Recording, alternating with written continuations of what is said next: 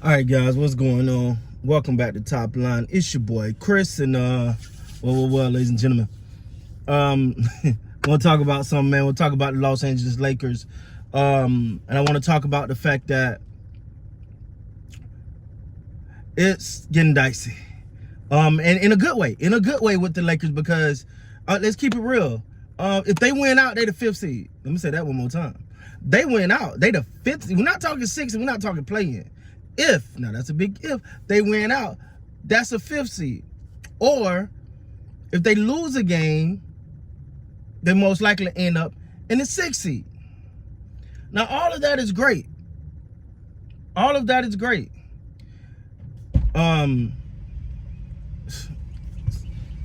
You was fast.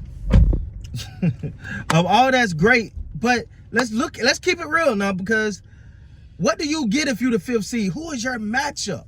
Because it's all about matchups in the playoffs. Now, first of all, let me preface this by saying I'm of the belief of whoever you play is who you play. Don't put it off. Just go. You play your best ball, and whoever you line up against, whoever you cross that court from, y'all just go at it. You know what I'm saying? So if you're the Lakers and you hit that 5th seed, I mean, you won out. Congratulations, you hit the Phoenix Suns and Kevin Durant and Devin Booker and Chris Paul and then the Suns. All right. Now, one part of me want to say, oh, I just want them to be, because I'm just not a big fan of the Suns. There's some teams I just don't like. All right. The Suns are one of them, and I don't like. I just don't like them. I just don't like the Suns. But that's the worst possible first matchup for the Lakers. For the simple fact that I just don't know how did that match up. How do you match up Kevin Durant, Devin Booker, and then they got to me, when it comes to the Lakers, the biggest thing that scared me, I'll be honest with you. Besides Phoenix, I don't really see none of the other teams far as yo, that's gonna be crazy. It's gonna be impossible to beat. Now I'm not saying Phoenix is impossible to beat at all. That's not what I'm saying. But I'm just saying, because the Lakers don't have a big. Now, a lot of this, and I know people gonna go crazy when I say this, but a lot of this depends on one guy. One guy gonna be instrumental, and his name is not Austin Reeves, LeBron James, Anthony Davis, Vanderbilt, D'Angelo. His name go by Mo Bamba. Because the Lakers need another big.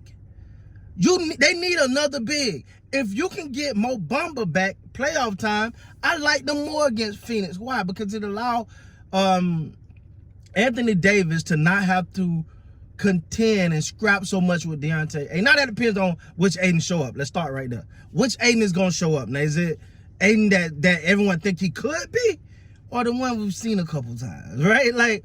So I think Mo Bamba will be big in that. It allowed Anthony Davis not to bang so much. We like it or not, he can do it with the best when he want to do it, but that ain't what he want to do. Because I think a big really give the Lakers problems.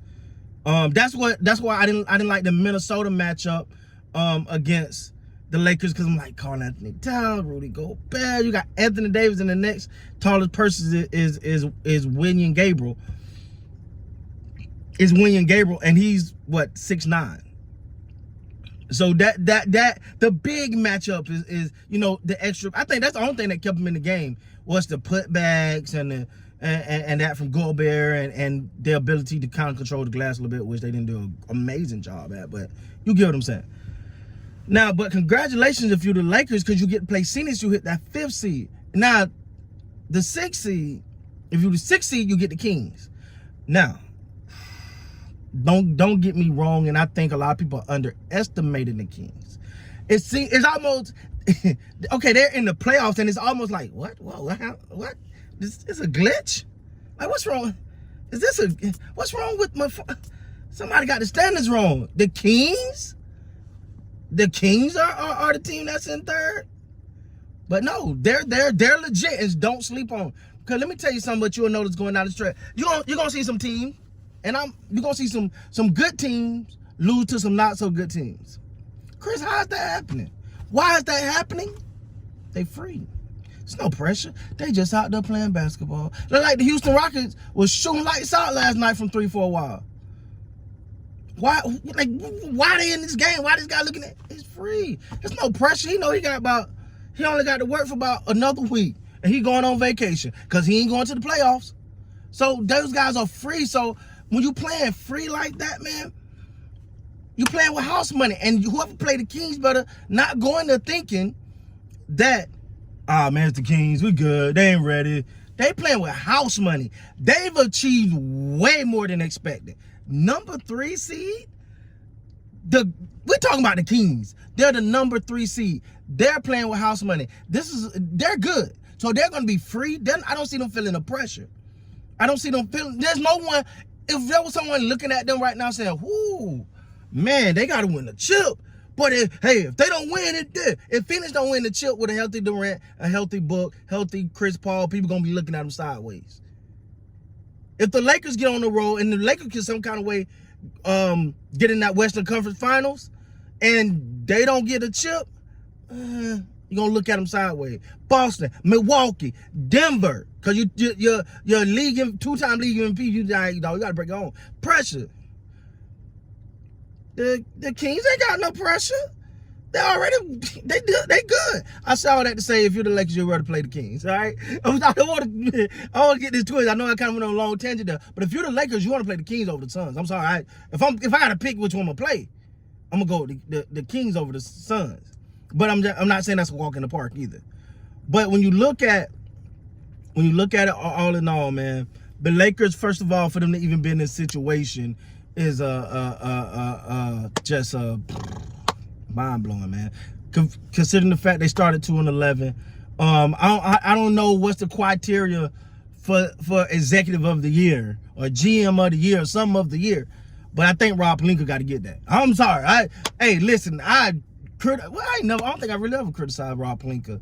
Only thing I criticized him for was trying to cave a little too much to the superstars. But all in all, but you look at what he pulled off, getting off the Russ contract and moving on from Russ, and Russ seemed to be, he had a hell of a night the other night, seemed to be happening with the Clippers. Cool, not mad at that.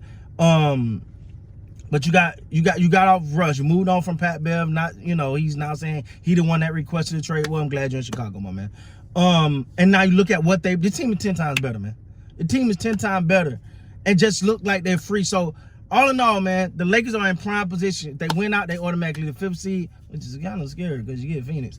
But if they don't win out, there's a good chance they're probably gonna end up in the 6th seed, which still means you still got a young, hungry, and free playing Sacramento King. But for them to be in this position is amazing, man. So with that being said, guys, please like, comment, subscribe to the channel. Until next time, you gotta be great.